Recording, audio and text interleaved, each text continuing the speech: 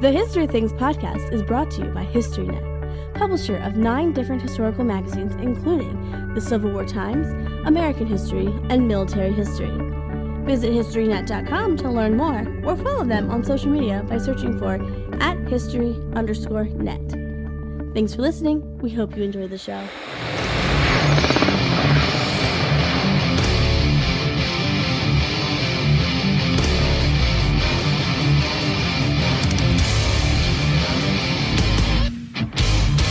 Are you ready?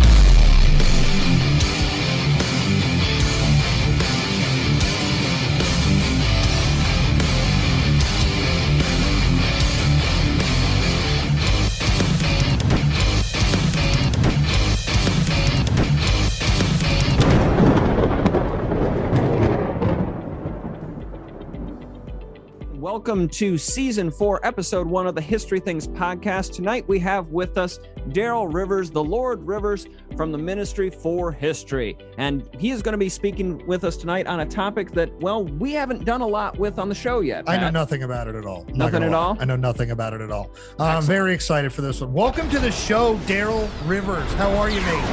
Thanks for having me. Tell our listeners a little bit about you, sort of how you got into history, pick a spot all the way back at the beginning, once upon a time, or somewhere a little more recent. Well, I grew up around history. I'm a historian now, but I grew up around Civil War reenactments. My grandmother and my family started some of the first Civil War reenactments out on the West Coast in California. Wow. And Revolutionary War reenactments. And so I just kind of grew up in that world, was always inspired by people who were so passionate about history. And I just developed a lifelong affinity for it. Probably growing up around some redcoats probably made me a little more Anglophilic. But I have a question for you on that subject, Daryl, actually, before we even get any further. Do you find on the West Coast that it was easier for people to connect to the history because they're so detached from where the theaters of these wars typically were? Like, it's kind of this, we're so unbiased, we can just kind of grab onto it as it is without needing to filter out some of that, or do you find that it's harder for people to connect to it because there is largely 3,000 miles that separate the events? I'd probably say that it was pretty difficult. People are, I feel like people are even more far removed from history in California, but we're fighting the good fight out here. We're trying to inspire people, and I think that's my favorite thing about running living history events, is that you get to inspire people of every age to have those discussions, to dig deeper. And one of the things that a lot of my friends and I have been doing out here is trying to tie California into the different wars. We have lectures on California's role in the Civil War. There's some big roles in that. Yeah, and there's a guy that he portrays Don Bernardo de Galvez in the American Revolution, and he has a whole lecture on Spain in the Revolution and how a collection to support the American War was taken up in California. And so even the American Revolution has a California connection. But yeah, it's hard to reach out to people and make them feel connected to history. Maybe that's why these events are so popular out here. I think that's just awesome, considering that, like I said, you are so far from it. And every time I see pictures, little snippets of the events that you are a part of, they look very well attended. So I'm like, wow, you guys are doing a great job. I wonder how hard it was to get to where you are now. And it sounds like it was quite a journey. Well, I look forward to coming out west and seeing what it's like to wear wool one day in the heat you guys experience. If you been watching the news throughout the summer of 2022, there was some pretty historic heat that blasted the West Coast and the Southwest of the United States, and Daryl was standing out there in wool. Yeah, it was 109 out there. Brutal. And in this park that we do it in, it is extremely humid. And so we were, I portray so many different people, I have to change coats all the time. So I put on a dry coat every few hours. Well, that must feel great. Yeah. Well, at least the humidity is getting a little more to the historical weather, if you will, of Virginia. It was even hotter than real Gettysburg. So it was every day is the Battle of Monmouth when you do reenacting on the West Coast. Jeez. Yes. All right. Well, tell us a little bit about the Ministry for History. I think it's a really cool thing. You know, you are working for the people. It sounds like as the minister there, working for the history people. Can you tell our listeners a little bit about the ministry itself and the work you do in that regard? So in the real world, I am a historical advisor for TV and film. So I get brought on to complain about buttons sometimes. Awesome. Sometimes I have a more hands-on role, and I'm have to, end up advising costume designers and directors. I teach actors. We've had musket classes and how to be a Civil War reenactor, how to portray the reenactors. Are you allowed to talk about some of the productions you've been a part of? Because now I want to know where the Darrell Rivers fingerprints go as far as stuff I can watch on film. A lot of small things. Okay. Some of the bigger ones, Curb Your Enthusiasm, I was in. Whoa, nice. If you go to the last season, I think, I'm shaven, so nobody recognizes me. It was a Revolution War one. I did a great commercial with Amazon Prime. And that was really fun because they had a Napoleonic episode, or a Napoleonic commercial, where Napoleon goes and watches Mrs. Maisel and then decides he wants to be a comedian. I've seen that. Yeah, so that one I had a really hands-on role where I ended up working with the costume designer and wardrobe to pick out each thing, to order things, to do damage control on when the wrong things came.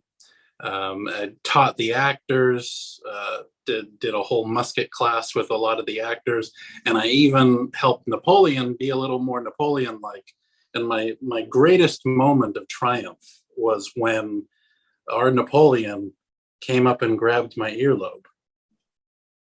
Because Napoleon, that was known to, in a really creepy, fatherly way, go up and grab his soldiers' earlobes and say, like, how's it going?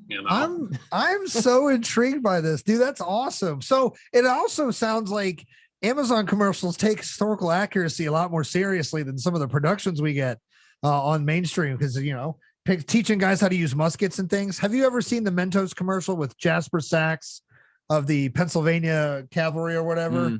Yeah. That's awesome. So, but it can come down to one person who wants to, wants a little help and is willing to take some advice. Nice. And sometimes you have people who are absolutely dead set that, their 10 minutes of Googling has got them all they need to know. All right. But it can really come down to one person. That's but cool, this production was the best I've ever worked with, and I think over time I've also got better at being kinder in my advice and making people a little more receptive of it, because they were very accommodating of even the smallest detail. There was a wagon in the background and it had a red cross on it. And the red cross wouldn't be started until the late 1850s, early 1860s. And so I asked, can we cover that up? And sure enough, somebody threw a canvas sheet over it, and it was done, and nobody cried. Fantastic. People on Amazon commercials. Let's go. That's awesome. So anyway, that's my real world. And the reason why the Ministry for History started is my friend Brett and I, Brett with Paper Cartridges, who definitely needs to be on the show another episode when you're feeling very musketry. He and I just started doing discussions of things we had been working on, misconceptions we had been encountering, or research we were doing, and we just found topics that no one else had been talking about on the internet about. And I started doing a lot of those, and then he started doing a lot more musket stuff, and so his channel is Paper Cartridges, and mine ended up being a lot more like history vlogs, of basically talking about history wherever I go travel. And so I became the Ministry for History. He became Paper Cartridges, and we both, support each other's channels all the time. I did an episode with him where we talked about all the reasons why the loading in Sharp was terrible. Oh, They do bite, paw, spit. Yes, that's a great way to get your face never blown off. happened, and it was stupid and dangerous. but it's Sean Bean, guys. I know. It's Sean freaking Bean. I know He's gonna get his troops killed doing that. Of course. And so I was on there, and then he's on my channel sometimes. But now I just kind of use it as whatever exciting historical thing I encounter, I end up making an episode about it. We were, Thea and I, my fiance and I were taking a romantic cruise on the Seine in Paris. Nice. And of course, I turned that into a Ministry for History episode. Yeah, going under bridges. You were making great videos about the statues. I was like, oh, this is awesome. She found this amazing brunch cruise, and it was amazing. Highly recommend it. It was the same price as regular brunch, but on a moving boat. Yes. It was very touristy. Take the upgrade. Do it. And I looked at the map, and I'm like, it passes by this Zouave statue, the last one on this Crimean War themed bridge. And, she was very enthusiastic about it. And we both got up on the top of the boat at the same time to do two different angles of the Zouave as it passed by. And that's how I turned a romantic river cruise into my own history episode. I do this to my wife on vacations all the time. Vacations just turn into, I know we're here to chill, but did you know what happened here in 18 or 17 blankety whatever?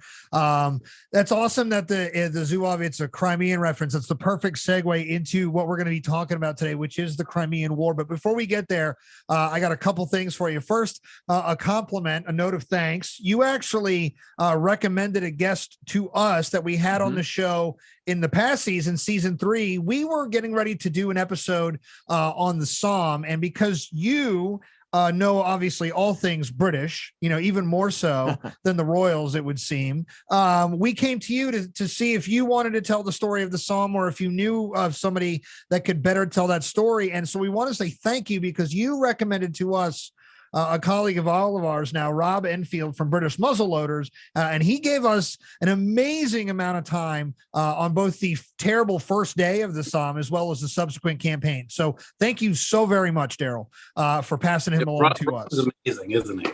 He is awesome. He is. And I also love that everything he says comes with a twinge of that beautiful British Columbian Canadian accent. So, and when he found out I was a New York Rangers fan, a big part of him died. So we connected on a lot of levels that day. It was great. But that leads me to my last question before we get into today's subject is, because you have such a focus on English history, like my question is, why? Like, how did we become... Are you an Anglophile? Is that an apt description? Is that an inappropriate description? But yeah, why the crown, Daryl? Why the crown? I know it's terrible. I think it probably started with my grandmother always claimed that my grandfather was descended from Benedict Arnold. Oh, okay. So I think it runs in the family. Yeah. This I love the crown too, for full disclosure, but I just wanted to know because it's so much a part of who you are publicly. So I think I always go back to, everybody has Gettysburg.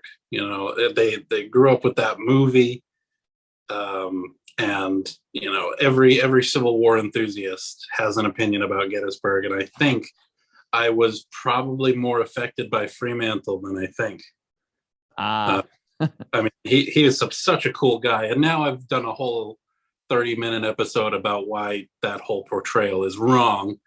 I was about to comment when on he that. said different dreams, you wanted to know what his different dreams were. I did. And my family, even though they're Irish, always had a great affinity for Britain, and I just have always loved the history. And if we're tying into Crimea here, the reason why I love Crimea is because it's the the global war that happens right before the Civil War.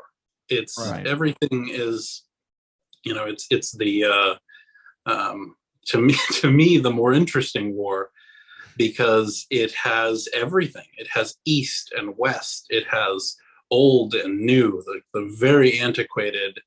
There are Ottoman cannons that were fired that were, made in the 1500s, and yet there are steamships and shell guns and just amazing feats of engineering being done in that same war. And the cast of characters is amazing. You got McClellan coming to visit. Yep. And that's why I love the Crimea. I guess I got sidetracked and talked about. It's all right. I learned about the Crimea because of Iron Maiden. Yeah, the trooper. So, a lot of people are going to come to this subject by names like George McClellan, some of the nurses that are there. So I'm excited for this chat because as a First World War guy like Matt is, I think we when we talk about it, I don't think we focus as far back as maybe we should all the time. On World War Zero, I guess you could call this one in a way, a war that in the moment maybe doesn't mean as much as it should, but absolutely, small ripple, large effect, gets things going for the end of the long century, you could say. And that's about that's welcome to the History Things podcast. That's the extent of my knowledge on the Crimean War right there. Those little generalities that are, I hope, true, because that's been my understanding of them. Let's move beyond the generalities and dive into the topic itself. And I think a great place to start, Daryl, it would be really first, the Crimean War. I don't think most Americans are very familiar with it. Obviously, we've got listeners from overseas who are going to be much more familiar with it. So can you get us up to speed as to what brings on this conflict and why it is something that needs to be looked at? Nothing too difficult. Just some huge topics. Yeah. It's definitely something that would take a few hours to really delve into, but for the listener that hasn't really encountered it, you have a great parallel going on right now, because the big bad autocratic Russians are up to something on the Black Sea. The bear. Indeed. The Russian bear is about to attack a poor, weak, little, kind of Western aligned state on the Black Sea. That's right. And it's the same thing. So in 1853, as part of the centuries-old conflict between the Russians and the Turks, there was a war that began essentially over the Balkans, where there was Russian protectorate, or there's the provinces of Moldavia and Wallachia, which are in Romania. Wallachia. Yes, Vlad.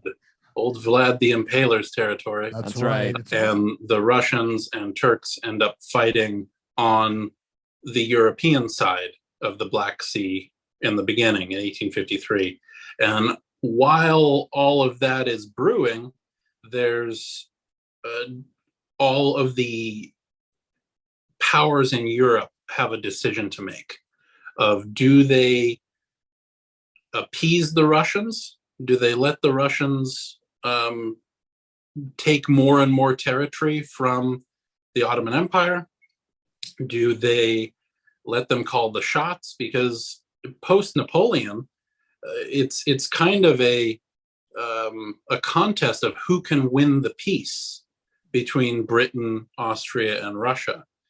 And I think one of my favorite things is, I forget the quote, but they shocked the world with their ingratitude, the Austrians, because the Russians had come in and put down the Hungarian revolt in 1848.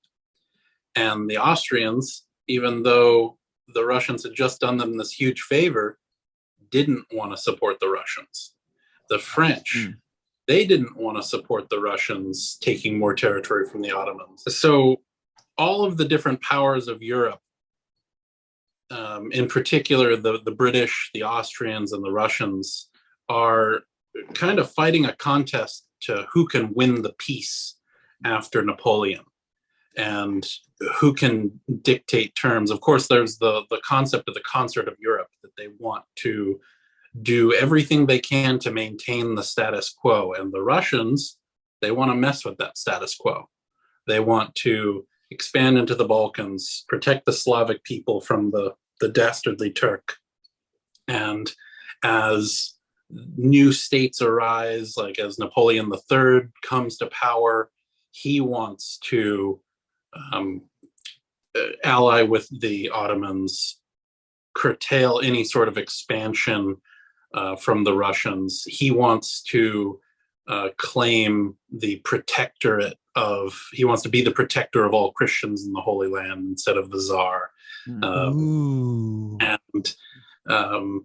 the Austrians they're kind of leaning towards the Russians, because the Russians have just in 1848 they put down for free. They put down the Hungarian Revolution.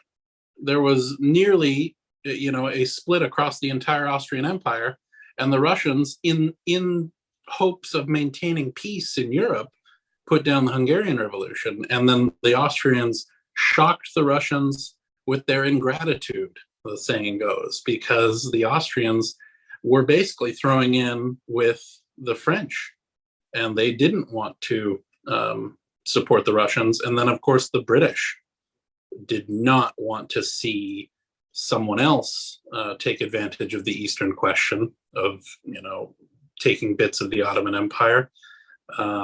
Russians were like, wow, okay, thanks. Yeah, but like in 2021, 2022, the Russians kind of assumed that a lot of the Western powers would be a little more apathetic.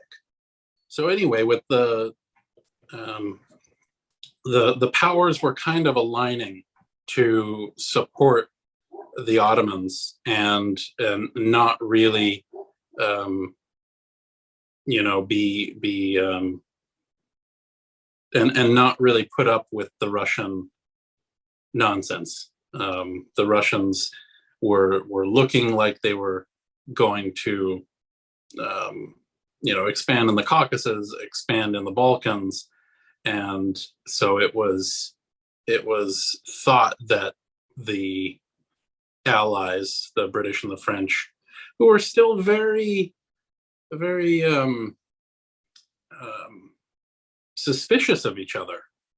Let's delve on that for a second, Daryl, because the Crimean War, as I understand it, and the reading I've done on it, it really does bring into some unique alliances, the alliances that you're beginning to talk about here, because the British and the French tore each other apart just a few decades before in the Napoleonic Wars, and they're going to be aligning with each other.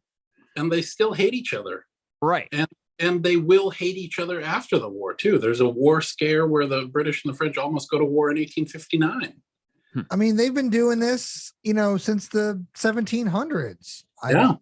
I work at a site where the French and the English are at war. Right. Yeah, they are the age-old enemy, and yet they find themselves in the interest of their own economies and in the interest of peace in Europe and the entire diplomatic situation. They want to stop the Russians from marching on the Turks. Now, the Ottoman Empire at this time is, would you say, in a slow death, the slow degrade, if you will, or is that too harsh?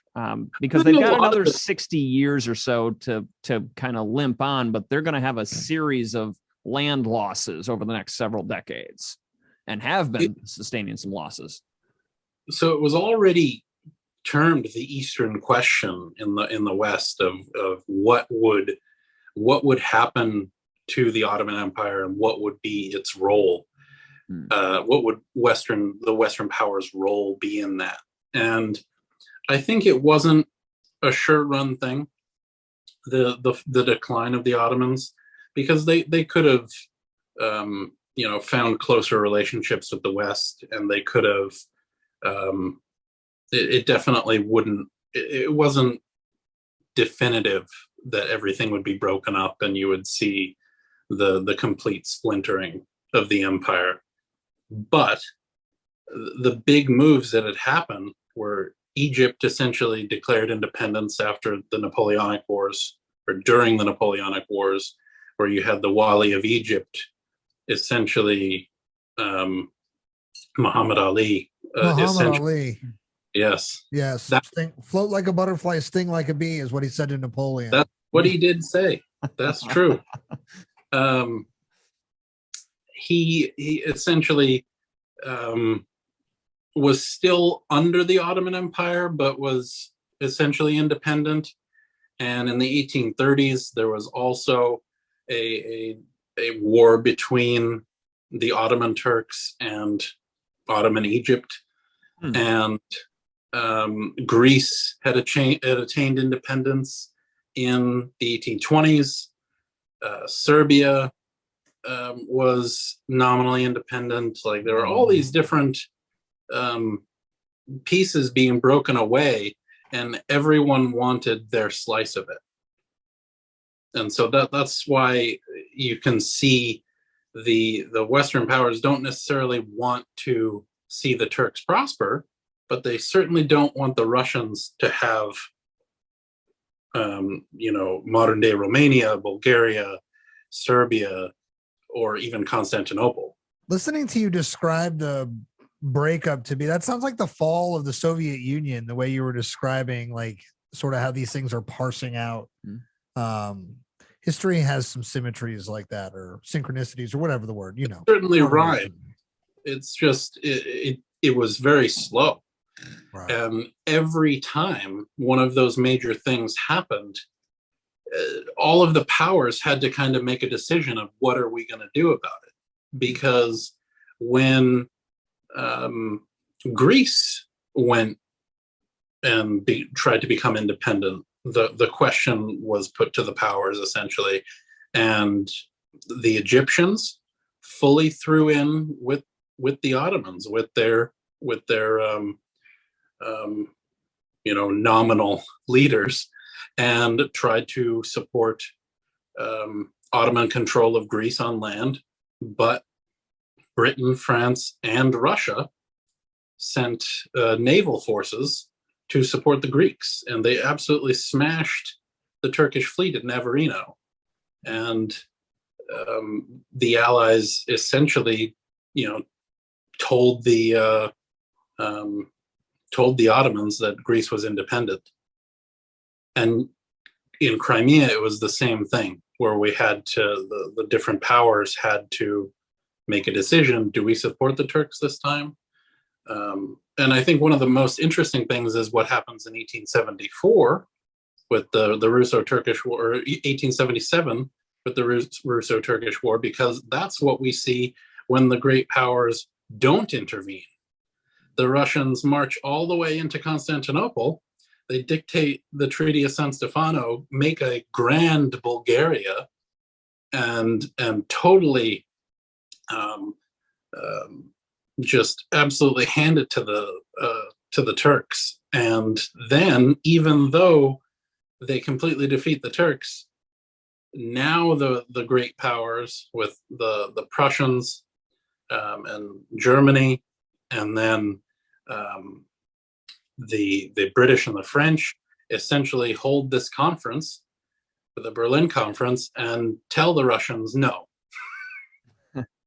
And so it's basically the Crimean War, but done in a diplomatic way. And so it is a slow splintering, but every time you have to see what the powers are going to do. Kind of like today. I mean, you had to you see the French president, the British prime minister, actually going to Ukraine. You see the United States supporting Ukraine. Not directly, we're not directly sending uniformed troops, right? But every country is kind of making a decision of, which side do we tacitly support, which side do we actually support, and where do we stay actually neutral? Well, one of the things that's missing from the modern conflict is the magic of that sort of interconnected monarchies that the I guess the long century has with the Habsburgs. England and the Germany to be, and the Russians that we'll be talking about, things like that. They're all related, or at least they all know each other. Yes, right. So many of those important marriages come in that second half of the 19th century because of things like the Crimea, and you have Queen Victoria going out of her way to make those important marriage alliances in hopes of maintaining peace in Europe. I'm excited. And I hear that it's going to work. Mm-hmm. Yeah, it's going to work. It will totally work forever. It'll totally there work. will be peace in Europe. It worked for a long time. In continuum. It'll never stop until it comes crashing down on the Western Front. Sorry, France. We messed your shit up real good. Anyway, so we have a whole situation where people are not wanting to sort of touch. I guess it's people just don't want to touch it. It seems kind of like a hot potato right now. Yeah. I don't want to touch the hot potato, Matt. It's the one potato the Irish don't want to touch, the hot potato. It's the Eastern question. That's why it is brought up as like a do we address this now sort of thing. All right. So what is the tipping point then on that, Daryl? What if everybody's kind of watching to see what happens in regards to the Eastern question? Is it the fact that Russia begins to move into places like the Crimea and things like that finally pushes it over the edge that, okay, now we've got to get involved with this weird alliance of Britain, France, and the Ottomans?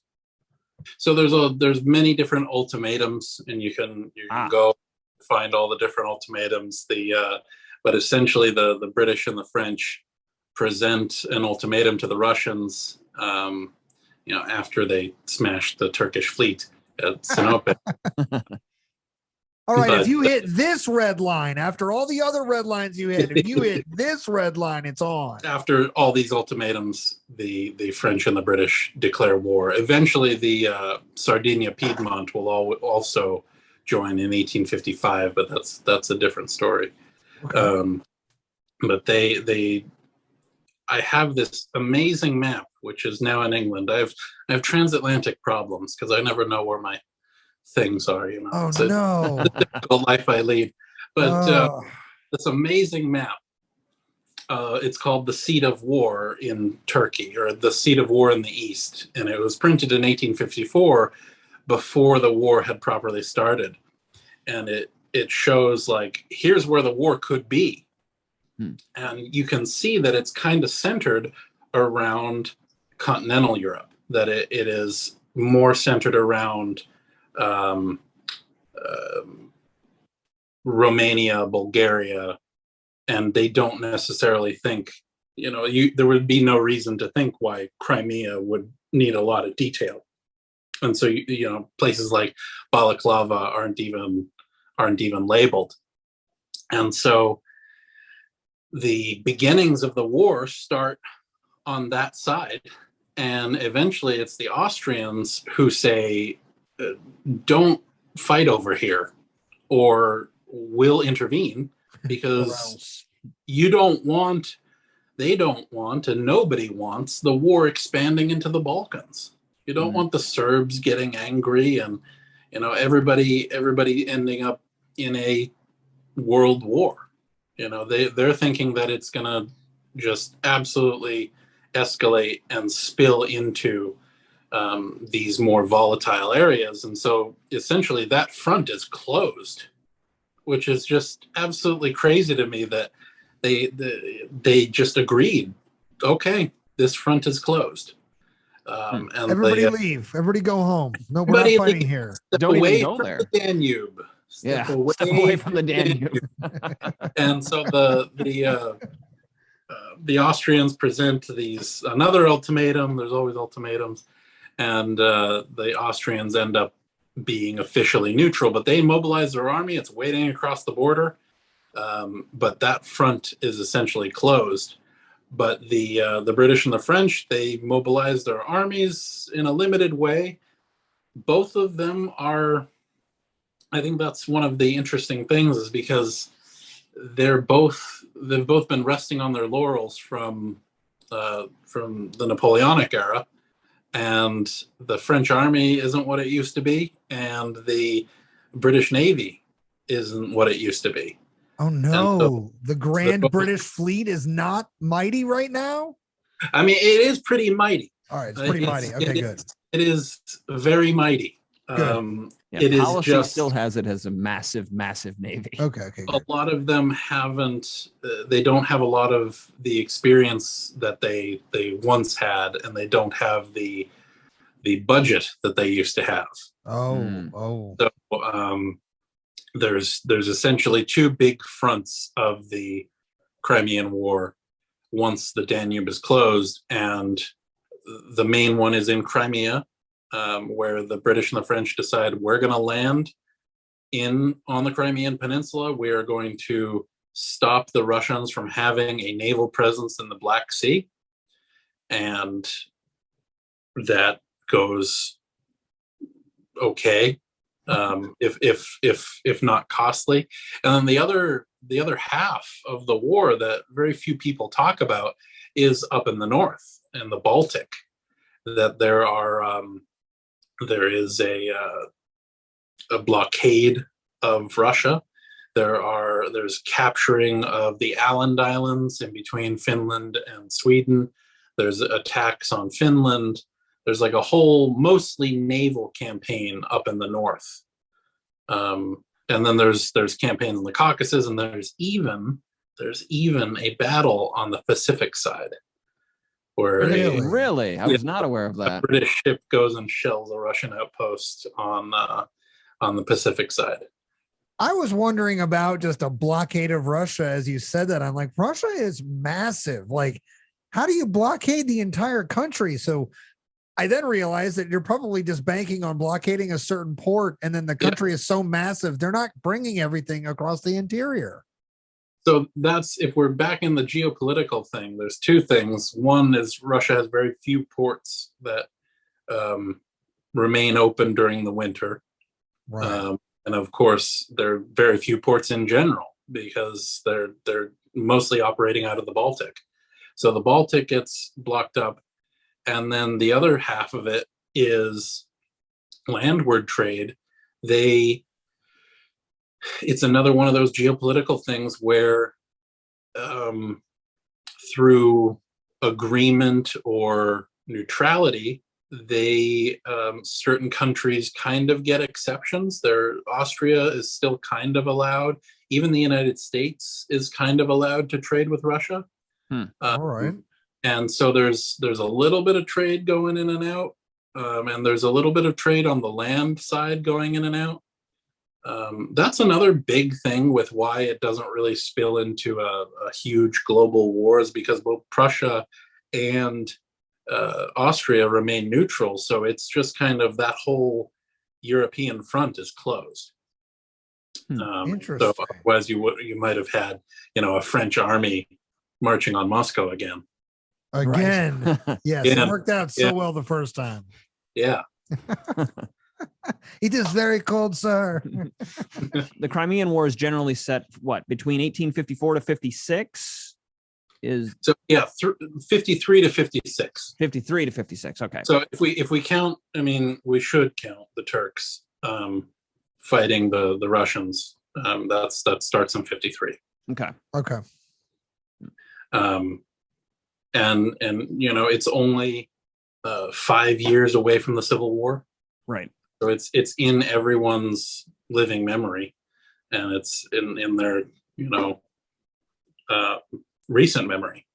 5 years to the Civil War, we're already thinking about the war at that point. People are already thinking about the war to be in America. There's hope that it will not happen, but people are preparing for it. Were we in the Buchanan administration at that point? not quite, but we will be. So we're on the precipice then of that scene. So we're seeing this right before we start to focus on building towards war in America. Now, you know who, so the Americans sent a commission to go and observe the Crimean War. Yep. It was Delafield from the engineers, Mordecai from the ordnance, and a young cavalry captain named. I'm going to say it. You say the name, but I'm going to say it right after he says it. You say the name. Go, George B. McClellan. Shout out George McClellan. At this point, by season 4, we're just going to do it. We have defended him more than we have crapped on him. And I said at the end of last season that we just had to square ourselves with it. So we're just going into season 4 saying it. Like, he's definitely a jerk, but give him a break. I'm a McClellan apologist because I think he learned interesting things from the Crimea, mostly with logistics. Right. But the point I was going to make before is, you know who sends the commission? No. The Secretary of War. Oh, Davis. Yep. Jefferson Davis. Yep. Jeff does it? Yep. Yeah, he sends the Delafield Commission to go observe the Crimea. So wow. Have you had the chance to read McClellan's report from the Crimean? Yes. Crimea? Yeah, that's some interesting reading. Brett and I kind of spent an hour on our YouTube kind of tearing that apart because I think Captain McClellan learned all the wrong lessons, but General McClellan remembered some things. So the reason I think Captain McClellan learned nothing in the Crimea, he was mostly doing it as a cavalry captain. He's writing about saddles and the amount of space that a soldier gets to sleep in the barracks, and buttons and epaulets and lances, and he's not looking at stuff that matters. He's not looking at the stuff that matters, but I guess it's someone else's job to look at the stuff that matters. It's Delafield, but Delafield ends up looking at, hey, they're building really nice fortresses, because he's an engineer. But I think he did learn a lot because the peninsula is the Crimea. The peninsula is force projection. It's taking an army on ships, showing up on a peninsula and bringing everything you possibly could, laying railway, it's amazing, the logistical projection. It's just the follow through. So McClellan didn't take, to be fair, right? Here we go. First episode, season 4. Here we are defending McClellan. He didn't take nothing away. He made a pretty great saddle. You talked about he was paying attention to saddles. The military used that saddle up into the 20th century, I'm pretty sure, as the U.S. military's standard cavalry saddle, I think was this Crimean inspired concoction. He just stole it from the Hungarians. It was great. That's what we do in America. We steal things and we say made in the USA. Made in America. Yeah, that's right. God. But I always love that because, we get Little Mac in almost every facet of our lives, and it's an American Civil War focused. And here we get him as a much younger guy, doing younger guy things, maybe not focusing on the stuff you should be focusing on. I guess he's interested in that stuff, Well, the other thing is, I have to paint the picture of what they are seeing by the time they get there, because the war is basically over by the time they get there. Sebastopol's already fallen, and in the winter of 1854, if I just briefly walk you through the whole war. Let's do that. The British and the French, they land at Calamita Bay. And they end up walking down towards Sebastopol. They meet the enemy at the Alma River. They win the Battle of the Alma. They push the Russians off the heights at the Alma with superior musketry, French bayonets. They win a great victory. They don't follow it up because there's no cavalry to go pursue the Russians. They're horrible attrition from cholera and disease, and eventually they settle in and besiege the port of Sebastopol, which holds the Russian Black Sea Fleet. It's too well defended to attack it from the sea, so they decide they're going to invest it with a siege. And the winter of 54 is horrible depravity. It's one of the worst. It's a terrible winter. There are logistical problems where they can't get supplies. They assumed there would be ample firewood. Crimea is not full of ample firewood. So the men are freezing and they can't cook anything. They're issued green coffee, which they assume that they can roast in the field. It translates better if it's green, but they have no wood to roast it. They are issued, the French have figured out regimental canteens. They've kind of figured out how to do food in a group better. But the British don't really, they still have small messes. They haven't figured out their logistics and they're suffering. There's even a storm that sinks a bunch of ships, one of which is carrying most of the winter coats. No. Things just go horribly wrong in terms of the logistics in the winter of 54. But by the time, and there are, if we're covering the rest of the war, there are a few little battles where the Russians try to attack the army that's besieging Sebastopol. So they try to attack Balaclava and are repulsed. They try to attack at Inkerman. They try to attack across the Chernaya River in the north, and they're stopped by the French. Are they just trying to create space, or are they trying to break out? They're trying to attack in from outside. Okay. Rob does a really good program on Inkerman. Okay. Yeah. And then the British and the French and the Turks and eventually the Sardinians are attacking Sebastopol. There are some major assaults on it, but eventually, as the war is ramping up and Sebastopol is about to fall, what McClellan would have seen isn't the depravity of 54. They're seeing they laid a railroad. They have amazing amounts of ships coming from two different ports, bringing up supplies. They have amazing amounts of artillery and huge caliber guns. They have better entrenchments dug. They have miles and miles of trenches dug. And it's just a completely different and more competent looking picture that they encounter. One of the things that McClellan does write about is a thing called rifle pits, but there are these like small redoubts that their sharpshooters go in. And the British and the French build rifle pits as well, that they're kind of these forward posts, especially because, the rifle musket is now pretty accurate. And so they're using it. They're using that advantage, but the Russians have rifles too. That's what I was going to ask about, was the firearms had, because the American Civil War is the first American war that really heavily features rifles kind of everywhere. I was going to ask if is this the first, Anglo-Franco-Russo war that features rifles as the everyday common rifle or weapon of the war, or has that already been in place for a little bit of time? First use, but it's definitely the first use on a big scale. Okay. And you'll have to have Brett on to talk about the the full thing. But his book is, he calls the rifle musket the first modern infantry weapon. Right. He says that the paradigm shifted to make the infantryman so much more important in the Crimea, because now that rifle musket has the same range as smoothbore artillery. Yeah, and so at the Battle of Balaclava, there were some riflemen that were firing against a Russian battery. The Russians kept hearing this like bell ringing, and it was the rounds coming in and striking their bronze cannon. Run away! Pull a Monty Python and run away! Bro, yeah.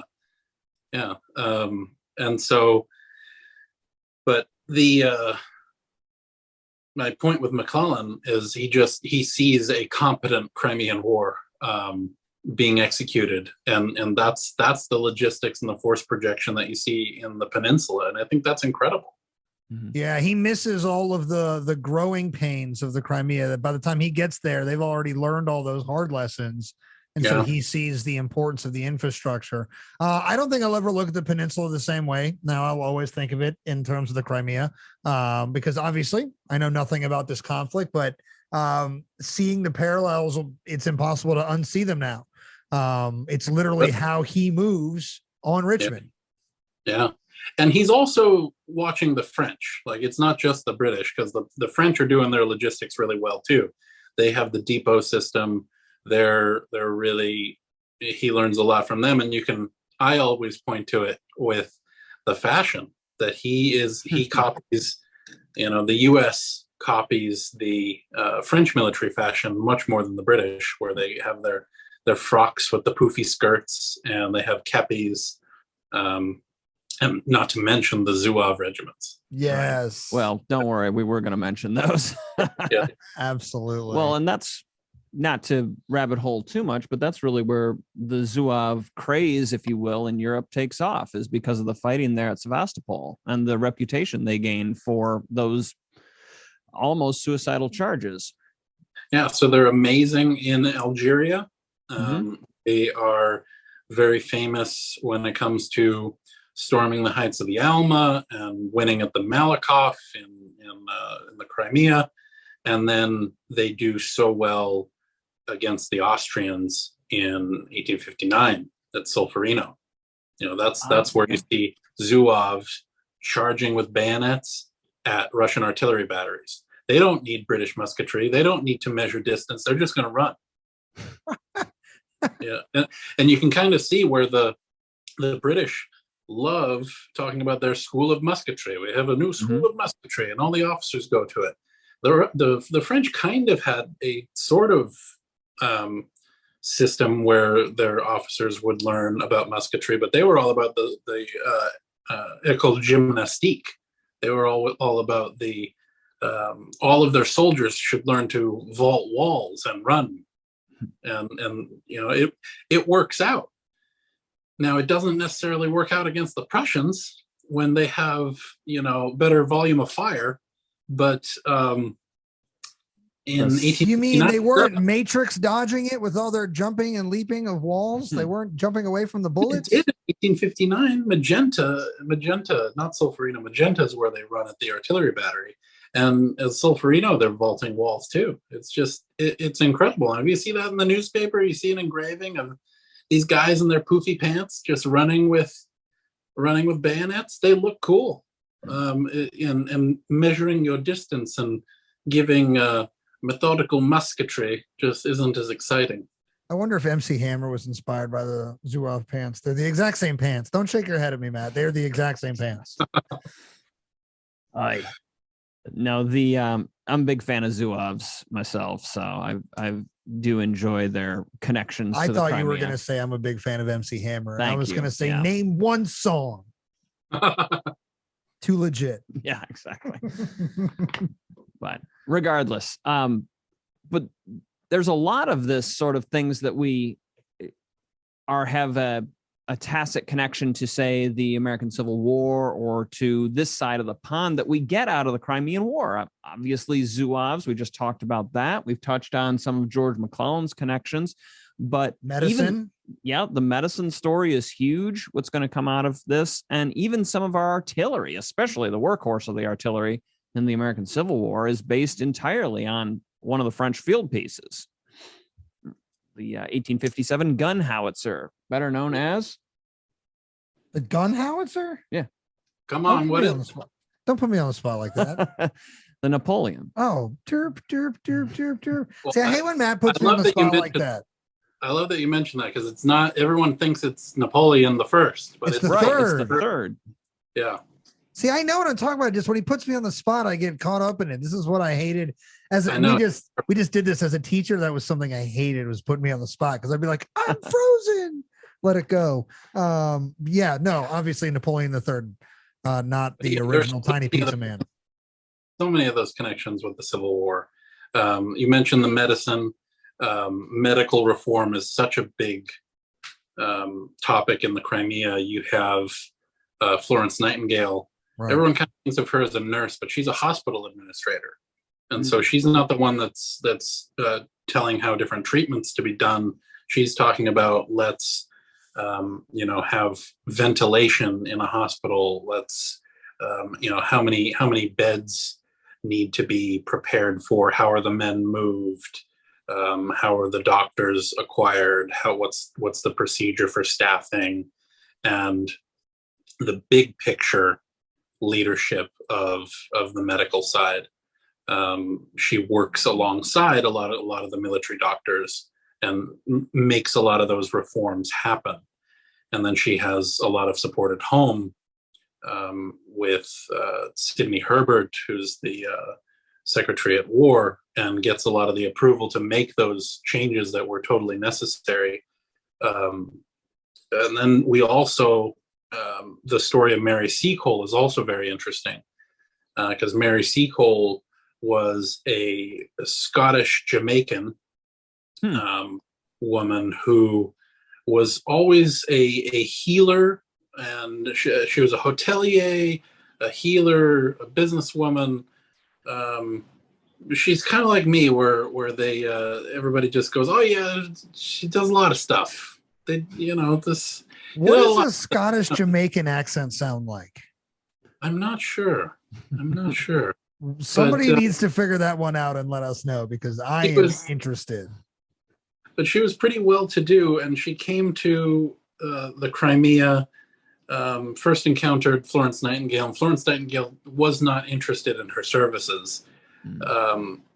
I think mostly because she was too high of class. Of course, race comes into it, but one of the biggest things was that she didn't want well-meaning middle-class ladies or rich ladies coming over to offer their services because they were feeling patriotic. She wanted, blank slate young girls to come in and learn the medical profession and work as nurses without any other motives. But anyway, Mary Seacole ends up going to the Crimea directly, because most of Florence Nightingale's work is done in Turkey, in the hospital at Scutari. Good. Scutari Hospital. Wow. Nice. Back from when I worked there. But Mary Seacole is directly in the Crimea, and she starts this hotel, the British Hotel. And it's first for officers to come and buy things, but eventually she becomes known as kind of this battlefield nurse, and she goes and finds things for the men that they need, does medical treatment in the field, brings men clothes and food where there are shortages, and just tries to be an aid worker as she goes through the war. So there's so many interesting figures that help the men through, such a difficult time. There's a lot of depravity and there's a lot of disease. If you look at the percentages, it's just like the Civil War, where there's just absolutely horrible amounts of attrition from disease and exposure in the war, more than battlefield casualties. Is it fair to say that a lot of the ways that the armies that campaigned during the American Civil War, when they go about setting up the logistics of, say, their bivouacs or long-term camp situations, identifying water sources, obviously they've had their own practices they've developed over generations now of, whether it's colonial or American history, they've been here and fighting, or is a lot of the way the Civil War armies go about planning their existence is directly taken from, because you said they're similar with disease. So a lot of that is waterborne, things like that. So are there things like water source selection based on the experiences in the Crimea? Like, is that what this is, or are they not as directly related as some might think? Ooh. A lot of the lessons aren't learned. I mean, there are a lot of things that are learned. The relief societies and a lot of the medical does kind of take a lot of those lessons from Crimea and the way to handle food and everything like that. A lot of the big logistical questions, but a lot of those questions a lot of the cholera spreading and typhoid aren't addressed. It's I always say it's dangerous to take 1 million men camping at once. Because it's a good way to put it. It's horrible, disease-ridden nightmare. So, Daryl, the reforms that Florence Nightingale so famously, and then Mary Seacole, less well known, I would probably say, the reforms that they drive, those really do come out of the depravities of 54, right? That winter, that particularly bad winter that you were telling us about. That's very interesting. Now, when Florence Nightingale arrives in Crimea, she comes upon the hospitals, and they are overwhelmed. They're filthy, and they just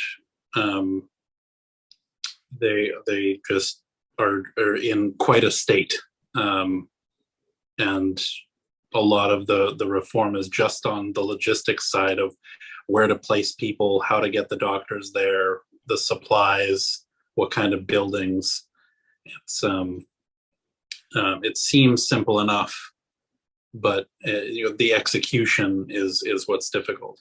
I wonder if we see a lot of the effects of that work in a town close to us where you live, Frederick, Maryland, where the entire town of Frederick was turned essentially into one vast hospital. It was very organized, and it seems like it's a lot of maybe those lessons, the types of buildings that need to be used, or I don't know, let's say like with the churches, they knew that those were appropriate spaces to retrofit into hospitals, things like that. So maybe a situation like Frederick, Maryland is more directly related to lessons learned like this. Because Frederick seems like a very administratively well-ran hospital system. Not necessarily on how we're treating each person, but where we're treating them, how we filter them around, what the buildings look like, the supplies, the doctors, all that sounds like what we're talking about right now.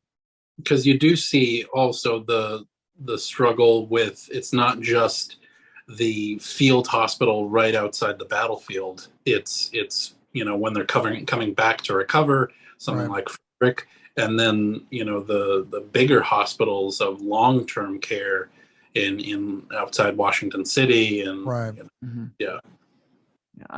Jonathan Letterman obviously has a huge to do with the Army of the Potomac and its establishing of the hospital system, the triage system, the ambulance corps during the American Civil War. But I have no doubt that a lot of the lessons that were unfortunately cost so many lives in Crimea were something that he was probably looking at when he developed that. Well, I think my favorite thing about Crimea, I always say everything's my favorite about the Crimea, but some are some of the people. And I always like to talk about the soldiers of fortune that are just these larger than life adventurers. And some of them are, did you ever read the Flashman series? I did not. I'm familiar with it, yeah. Some of them are cads and probably horrible people. And some of them are just professionals that are there to fight whatever war is currently being fought. And then some are there for, for more lofty reasons. But some of the more interesting figures, like Washington Carroll Tevis, I think that's one of my favorite ones. He's working for the Ottomans. And then he comes and fights over in the American Civil War. There's a lot of Crimea veterans that end up coming and fighting. Do you want to tell us that story? Because I'm down to hear it. So Washington Carroll Tevis, I'm not the expert on him. I usually like to talk about Sir Percy Wyndham, but he wasn't in Crimea. But he was actually he was an American.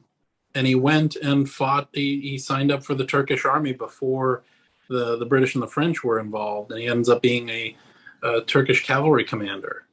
And then he ends up fighting in wars all over the world. But he also was in the Civil War. He actually, after the Civil War, he goes and volunteers for the Fenians, who were going to Canada. Mm-hmm. And it turns out that after the war, it came out that he was a spy for the British the whole time. Really? What? So if anybody is at all interested, you got to go read the history of Washington Carroll Tevis, because he ends up, I think he even ends up fighting for the Pope. Why doesn't that guy have a movie? I know, he needs a movie. That's incredible. And they're Scooby-Doo, and they're like, you're a British spy. Yeah. That's kind of how I that's how I always connect the Crimea to my own personal living history when I do my character in the Civil War. When I'm not being a particular figure, I always like to portray a British mercenary that's come over, because we always talk about Fremantle coming over as an observer, right. But there were a lot of people who came over and actually fought. I was wondering what it would be like for an American to go over and have command of a Turkish cavalry unit. Like the language, the religion, the culture, like everything is so different. Yeah. And now you have rank. Wasn't even in the regular.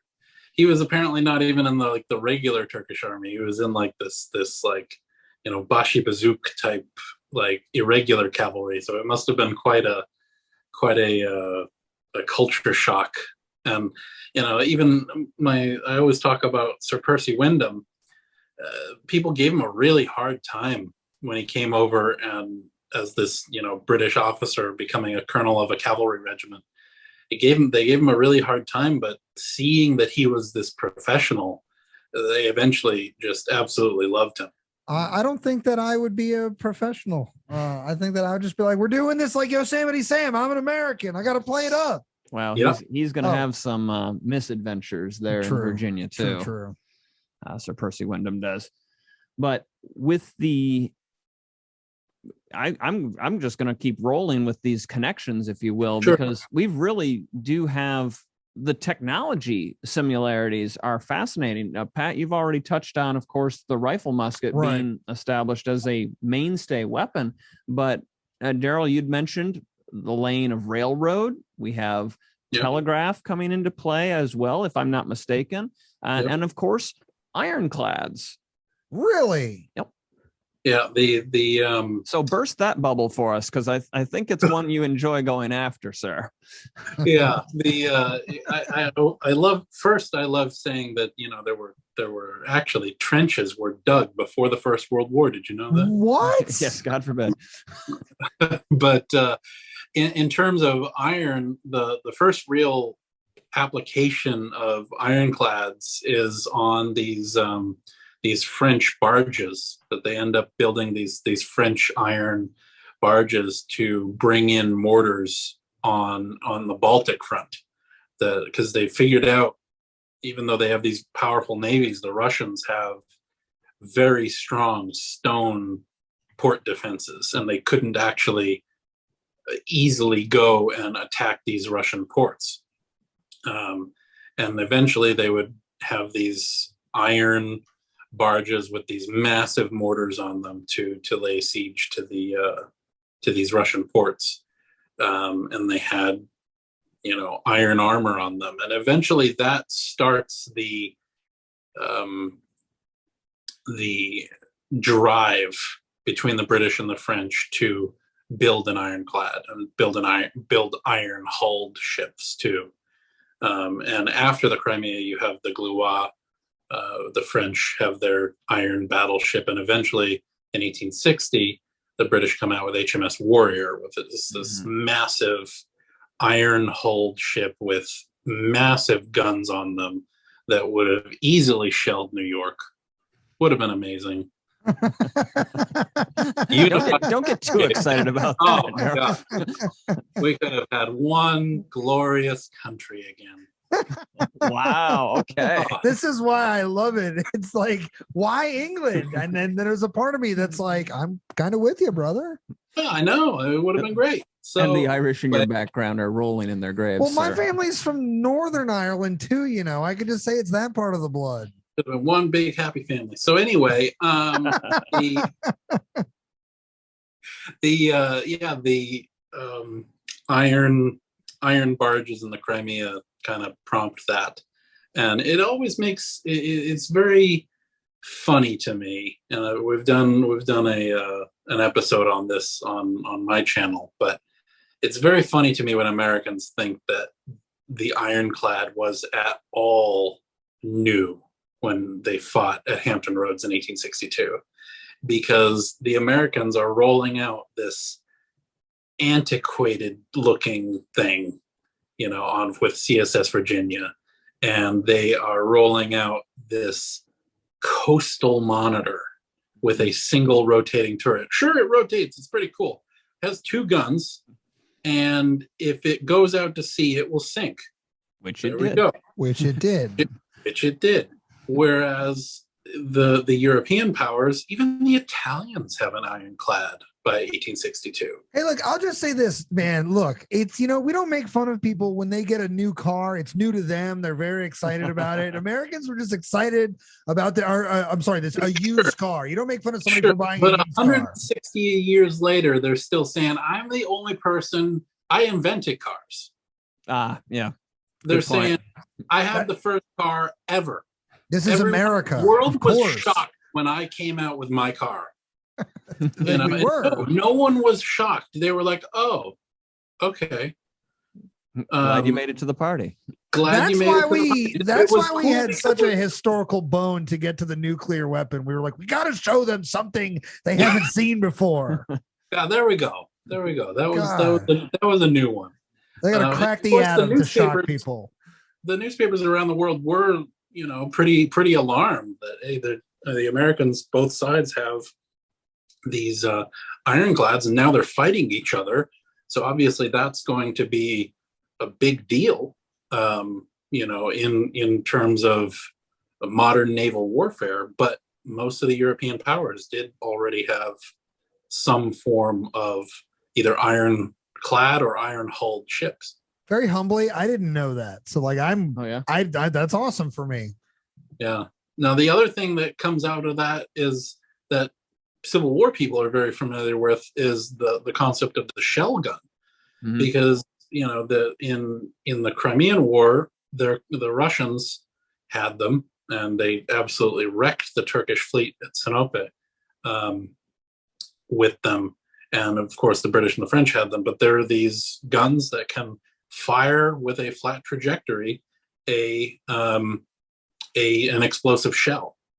You had Columbiads since the early 19th century that can fire at a high and low trajectory, but eventually you have what's called the Pike-Sans gun that is a kind of similar to the Dahlgren gun.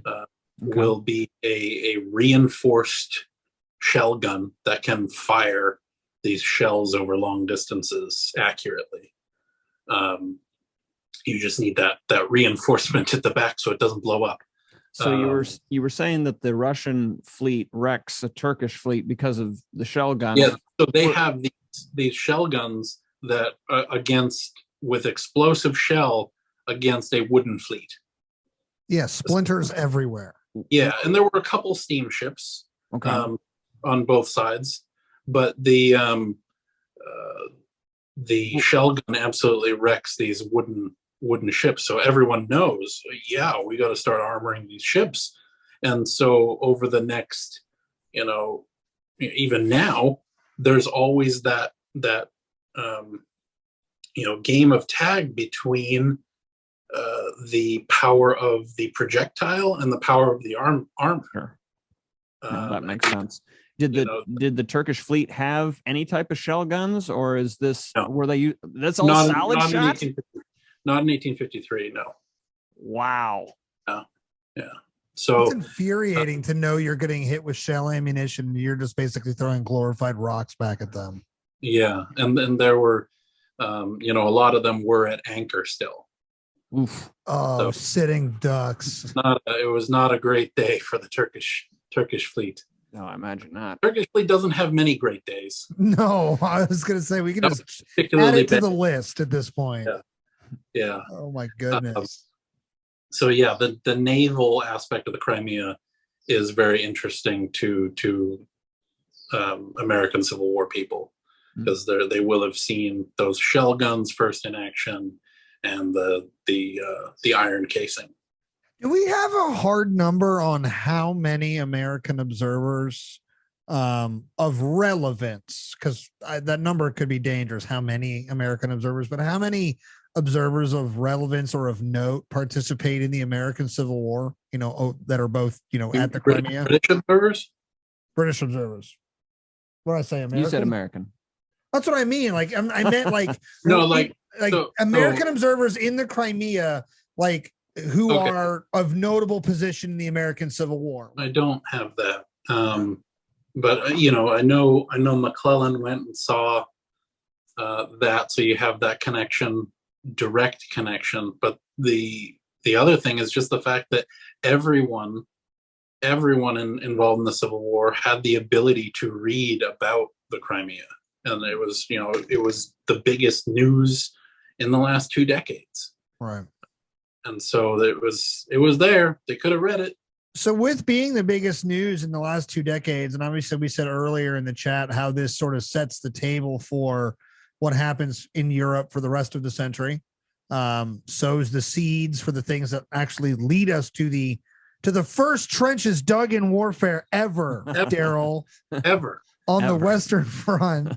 How does first of all, was my assessment in the general sense at the beginning of this that, in real time, the effects are profound, but they're also very small and isolated? The effects of the Crimea really play out over the subsequent decades. Is that fair? Or is there more of an immediate impact as far as the aftermath of the war? Ooh, that's a big question. How do we go from World War Zero to World War One? So there are so many things in that. That's a great question. Loaded baked potato question. There are a lot of immediate effects. You get just this permanent animosity against the Russians. The Russians are always the big baddie. You have, Russia is humbled for a generation.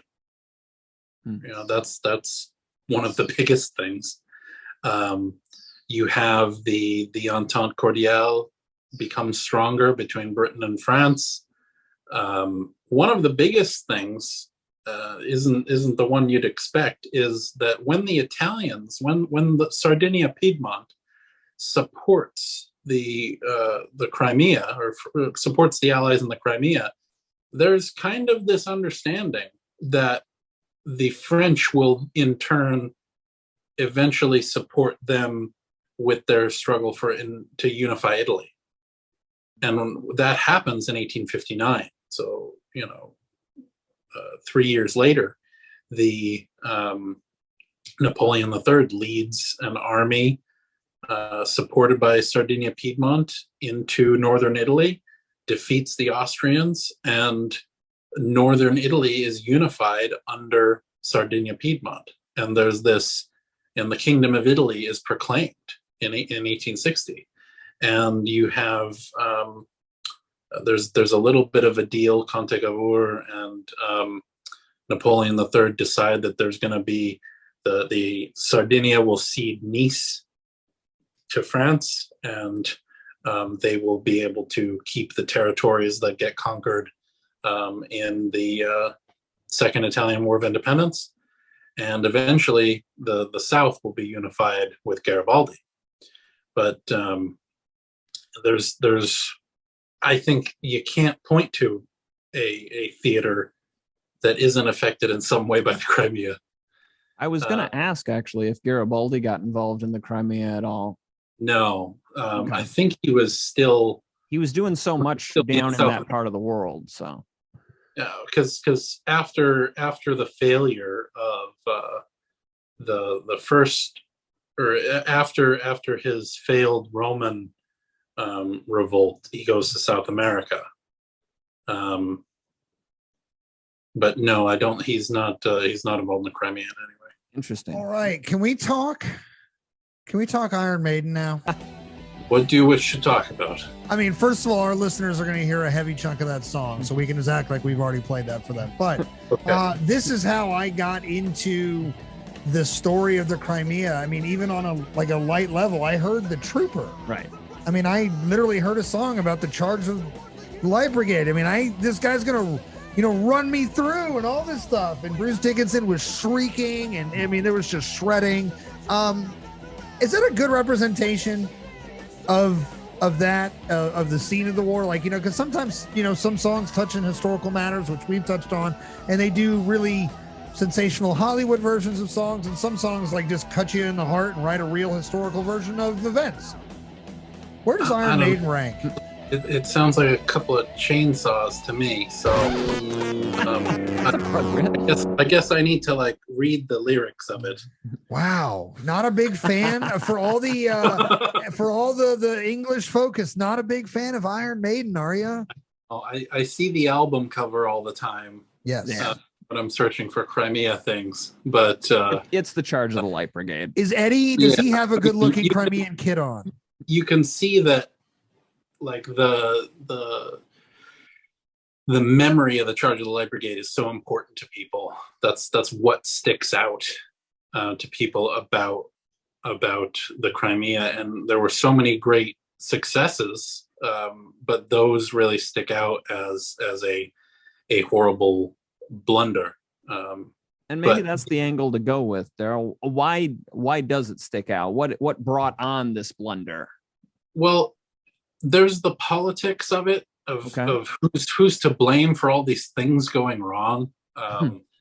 And of course, Lord Tennyson writes that poem, and that gets published in the winter of 1854. Copies get circulated among the men. It is a cultural phenomenon.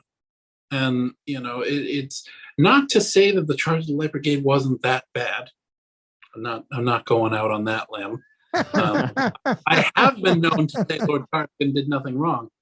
There were horrible casualties in a lot of battles. The Charge of the Light Brigade was a horrible waste in a lot of ways. In a lot of ways, it did prevent the Balaclava was a Russian incursion, and so all of those parts of the battle were designed to stop the Russians from moving forward, and that's what it did. But it does stick in the memory. It's not just about the battle. It's about the fact that men with purchased commissions gave those orders. Men that had very little experience, that had just worked their way up in the army, gave the order. Lord Raglan, people kind of felt like he could do no wrong because as a young man he was on Wellington's staff, and he lost an arm at Waterloo. So, but he had very little military experience in command on his own in any way. And all these lords making the decisions and the men suffering for it. It's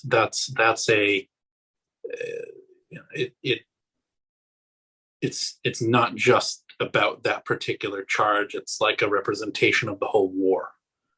The men are suffering for nothing. It's a fruitless charge against some guns. It's a saber rattling war to get the Russians to not take territory of an empire we have nothing to do with. All wars not that description, at least in this era. It depends. I mean, there are a lot of people. There are a lot of consequences of all of these wars, and you can point to them, but it does make you think about how what horrible suffering the smallest order can inflict. The order is prevent the Russians from carrying away the guns. Advance rapidly to the front, and some people might interpret that as move your cavalry so the Russians think that you might be going to flank them or something, and instead you get horrible slaughter. But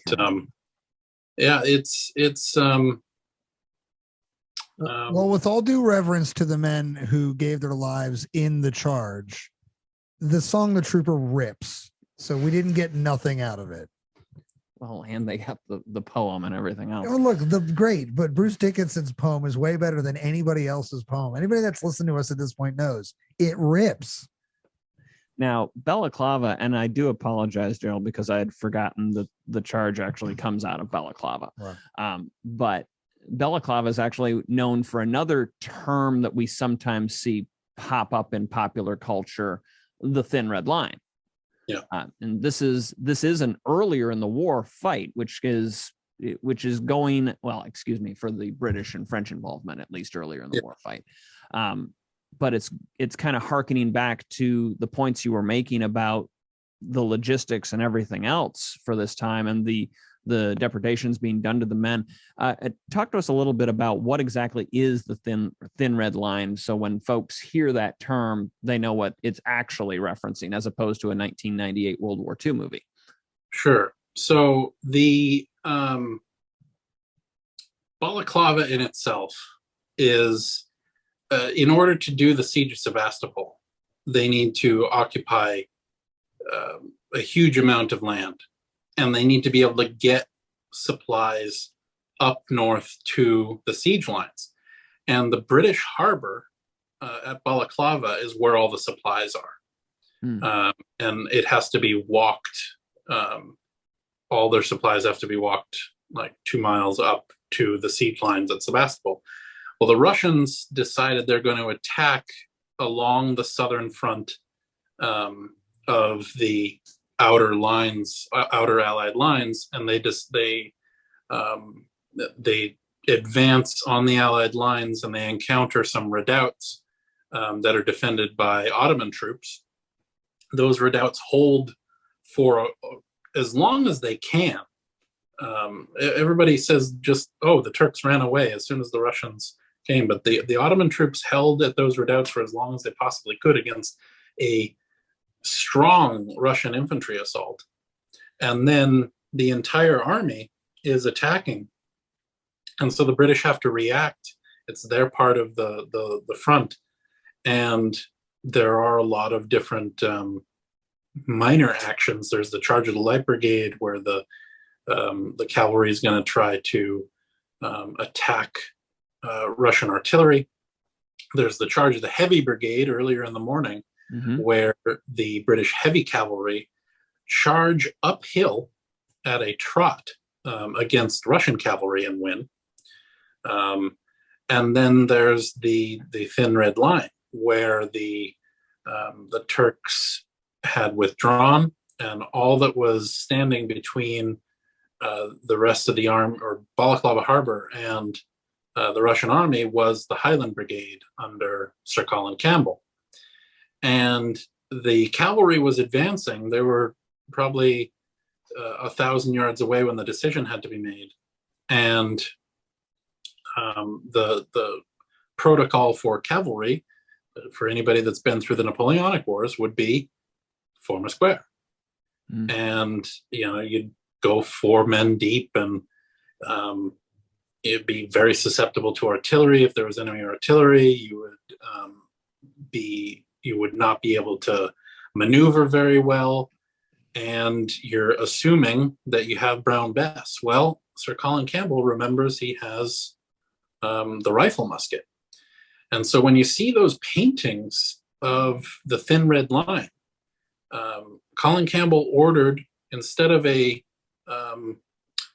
square to be formed, he had 2 lines, just 2 ranks, 1 long 2-rank deep line, a thin red line.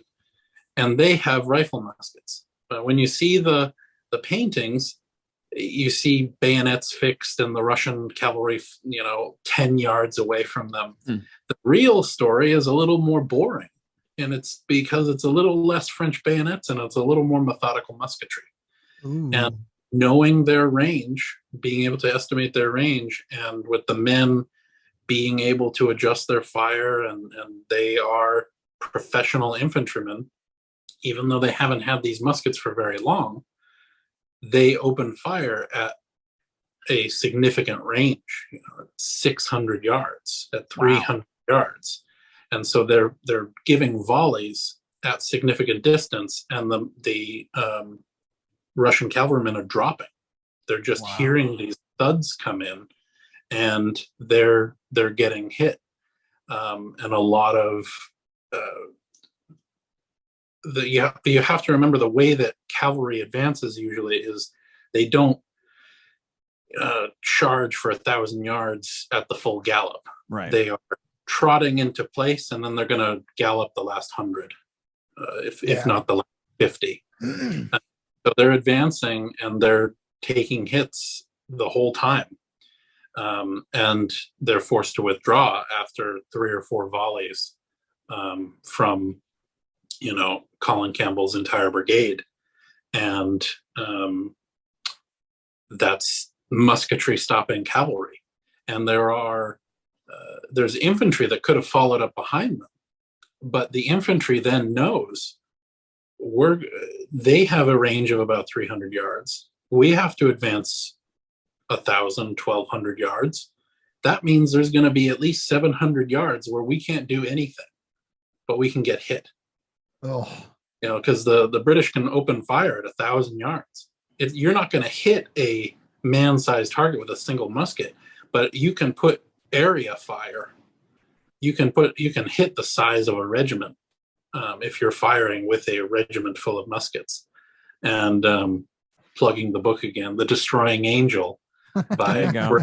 I have that book. He talks about that, and we have made it our mission to talk about British musketry.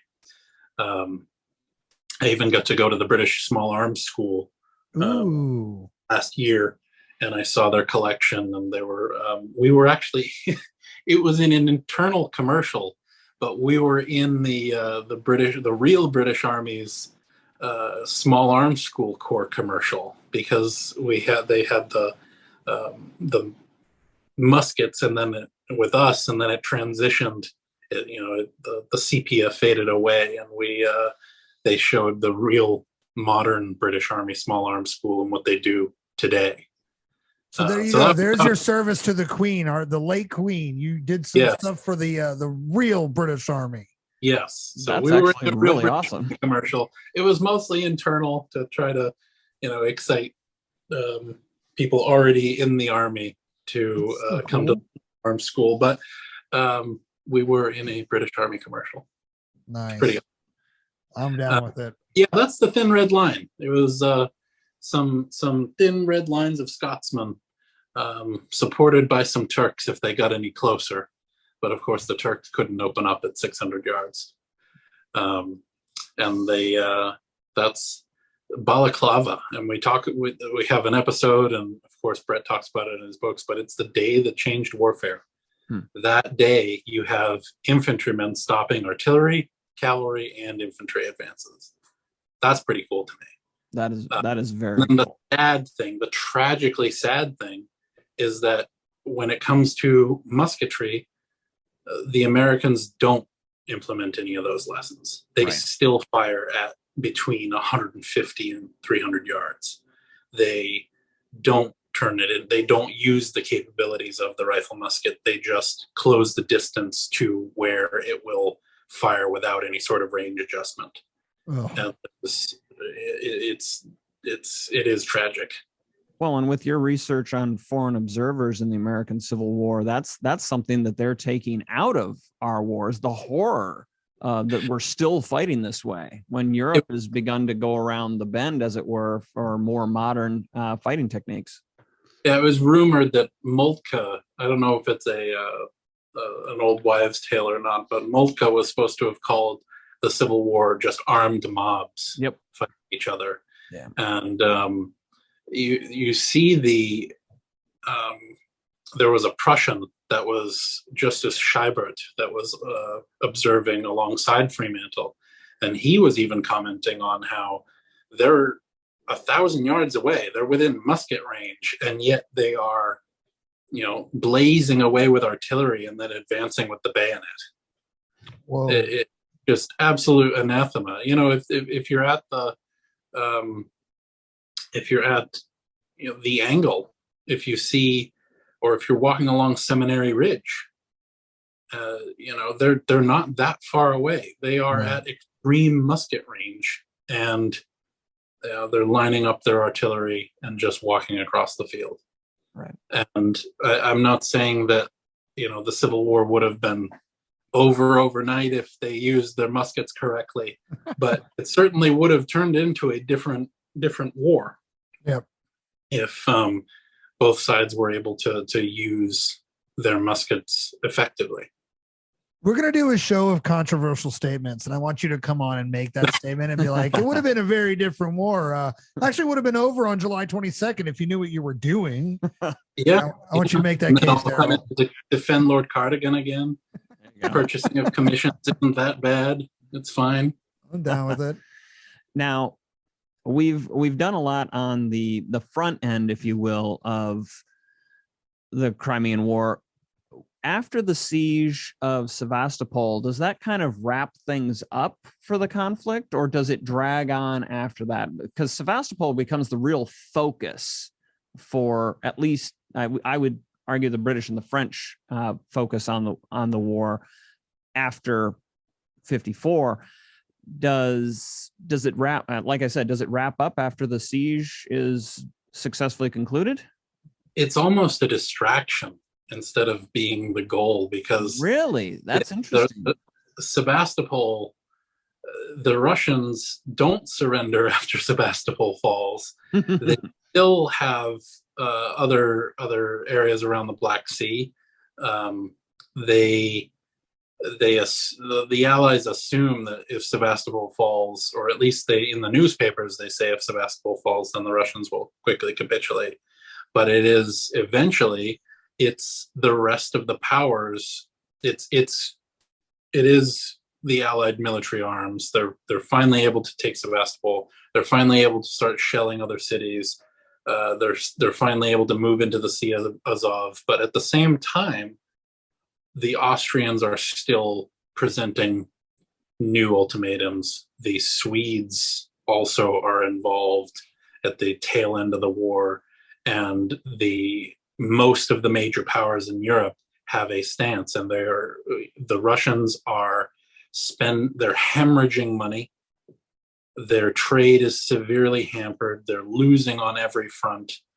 And everyone is telling them, accept the terms, accept, demilitarization of the Danube, hand over the protection of Christians, don't have a significant naval presence in the Black Sea.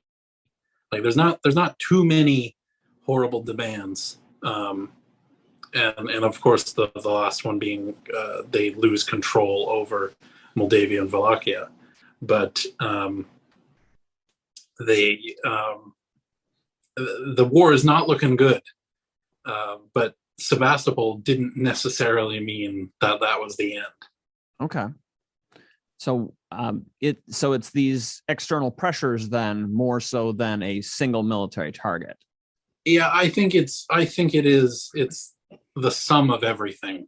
But we can't ignore the fact that there's major pressures from nearly every major European power to capitulate and to sign some sort of peace and get back to the status quo. That's always the goal, is to maintain the concert of Europe. Yeah, don't rock the European boat. I was wondering earlier, we talked about in terms of the Ottoman Empire, we were kind of beginning, I guess, a twilight, this long 60-year wind down.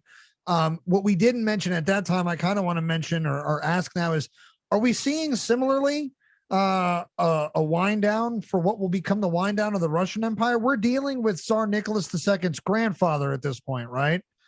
Tsar Nicholas I. Help me on the monarchy scale here. Yeah, I think it's Tsar Nicholas, right?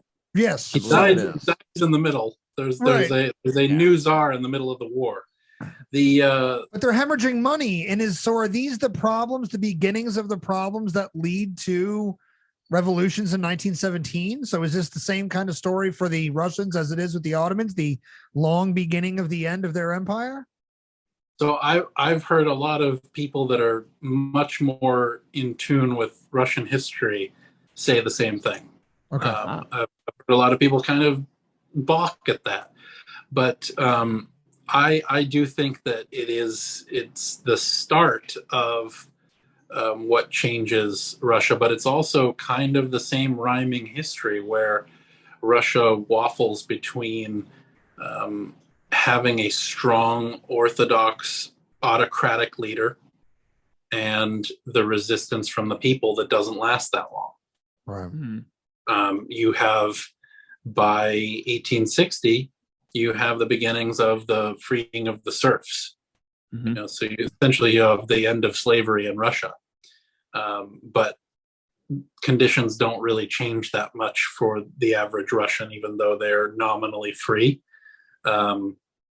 And you have more and more resistance to the Tsar. And so you see the beginnings of that resistance, that yearning for democratic rule, or at least oligarchic rule in Russia. Right.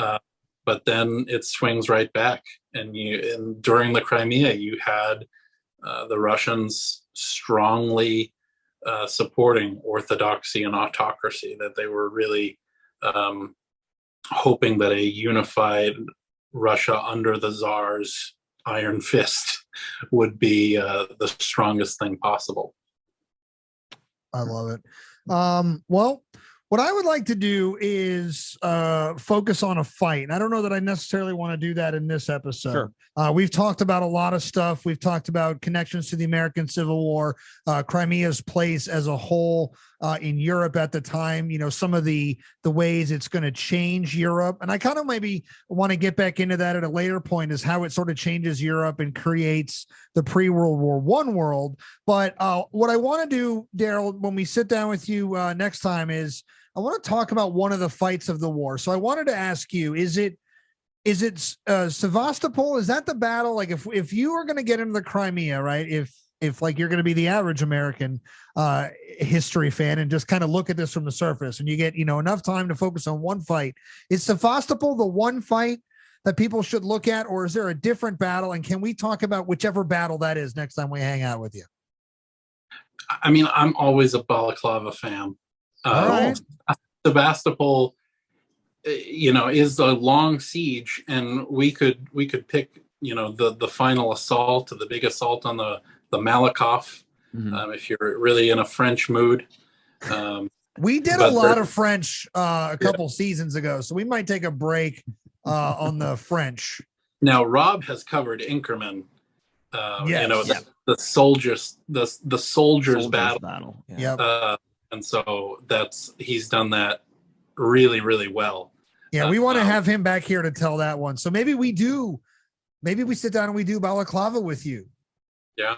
We get really into the weeds on that one, because one thing I really want to do is just talk about a good fight. We haven't done that in a while. We focused on a lot of things from way high in the air, 30,000 feet. I want, if it's cool when we sit down with you next time, take us right down onto the front lines and take us through this fight. And then maybe we could talk a little bit more about how Europe is primed for the actual First World War, which I just want to derail one final little rabbit hole here at the end of things for today is, we're talking about Crimea in terms of World War Zero, right? And I just want to say shout out to the place where I work, because we kind of talk about the French and Indian War and the 7 Years' War as maybe a World War Zero. So maybe Crimea's World War One, and we're just messing with everything at this point. There you go. Yeah, I love how you can point to so many of the wars of the 18th and 19th century and kind of say, oh, this might have been the first war. But it is a truth that when you look at any of these wars of the 18th and 19th century, they have global ramifications. They are heavily involved. We teach the American Revolution as a couple of American farmers resisting the big bad British. But the truth of it is that it's part of a global war between the American rebels, Spain, the Netherlands, France, and Britain, and her allies. Yeah, it's a global war. The 7 Years' War is an amazing example of a global war. War of the Quadruple Alliance, War of the Spanish Succession. They all are all over the place. But of course, I do love saying that the Crimea might have been one of the first big global conflicts. But of course, we'll give you that one. All right. So getting out of here, we'll get out of here with you. Tell our listeners one more time where they can follow along with all the work you're doing with the Ministry for Defense, Lord, your Lordship. For history. So. Ministry for History. Yeah, tell us about the work you're doing for the Ministry for Defense, because shocker, I let that one out. I can't talk about my work for the MOD. But on Instagram, I'm the Lord Rivers. In genteel circles, I am the Lord Rivers. And on YouTube, the Ministry for History. Not defense. Yes, not defense. The Ministry for History. Oh, my goodness, man. It's been a blast hanging out with you. You are incredibly diverse historically. I look forward to chatting with you about a number of different topics as time goes on from here, but we'll have you back very soon to get into the Battle of Balaclava and some more of the big setup for World War I. Thanks for hanging out with us today, big guy. Thanks for having me. It was a fun episode. Thanks.